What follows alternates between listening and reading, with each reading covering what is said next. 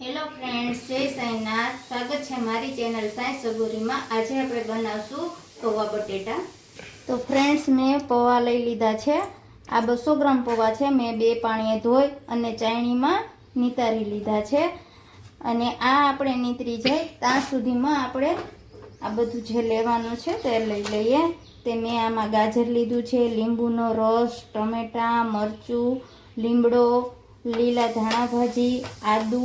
અને આપણે એટલું બધું ગાજર ફ્રેન્ડ્સ નહીં જોઈએ, એટલે આપણે થોડું કટ કરી લેશું। આટલું બધું ગાજર આપણે નથી લેવાનું, પૌવા ઓછા છે એટલે। અને આ ઝીણી ખમણી વેળે આપણે આ ખમણી લેશું, મોટું નથી કરવાનું। તો ફ્રેન્ડ્સ, તમે જોઈ શકો છો મેં ઝીણું ઝીણું બધું કટ કરી લીધું છે। આપણે ગાજરે ઝીણું ખમણી લીધું છે, આવી રીતે ખમણી લેવાનું છે। આદુ ઝીણું ખમણી લીધું છે, ટમેટા કટ કરી લીધા છે અને લીંબુનો રસ પણ લઈ લીધો છે। હવે આપણે છે ને પૌવામાં આ રીતે થોડુંક નિમક નાખી દેવાનું છે અને થોડું સુગર નાખવાનું છે, થોડું નાખવાનું છે, આપણે ગાજરમાંય હોય છે। અને થોડુંક લીંબુ નાખી દેવાનું છે રસામાં।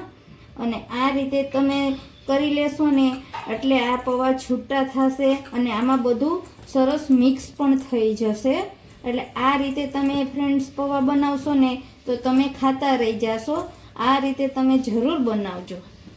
તો ફ્રેન્ડ્સ, આપણું તેલ આવી ગયું છે। મેં આમાં 1.5 પાવરું જ લીધું છે। આમાં ઝાઝું તેલ આપણે નથી લેવાનું। આપણે થોડી રાઈ નાખશું, જીરું નાખશું,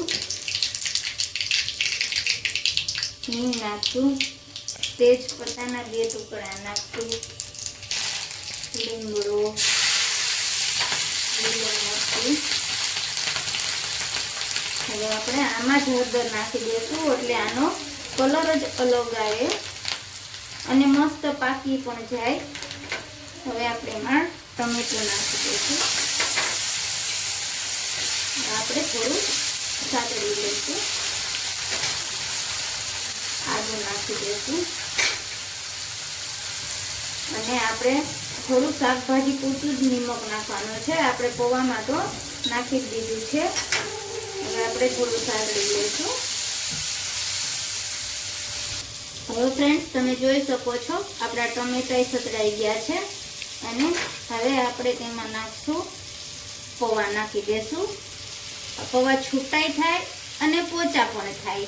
આ ગઈઢા માણસે ખાઈ શકે અને મોટા પણ, બધાને સરસ ભાવે છે।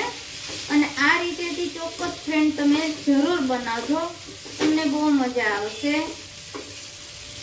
તો ફ્રેન્ડ્સ, જોઈ શકો છો આપણે બધું મિક્સ કરી લીધું છે। હવે આપણે તેમાં આ ઝીણું ગાજર નાખી દેશું અને બધું મિક્સ કરી લેવું। આને 2 મિનિટ ફેરવવાનું છે, સરસ બધું મિક્સ થઈ જાય ત્યાં સુધી। અને મસ્ત ફ્રેન્ડ, આ ગાજર નાખવાથી બહુ સરસ આનો સ્વાદ આવે છે। તમે ચોક્કસ એકવાર બનાવજો આ રીતે। અને આને 5 મિનિટ આમાં રહેવા દેવાનું છે એટલે આપણું ગાજર પોચું પડી જાય અને સરસ અંદર સેજ ચડી પણ જાય। તો ફ્રેન્ડ્સ, આપણા પૌવા થઈ ગયા છે। તમને મારો વિડીયો ગમે તો લાઈક કરજો, શેર કરજો, સબસ્ક્રાઈબ કરજો, કોમેન્ટમાં જરૂર લખજો કે આગળ કયો વિડીયો બનાવું।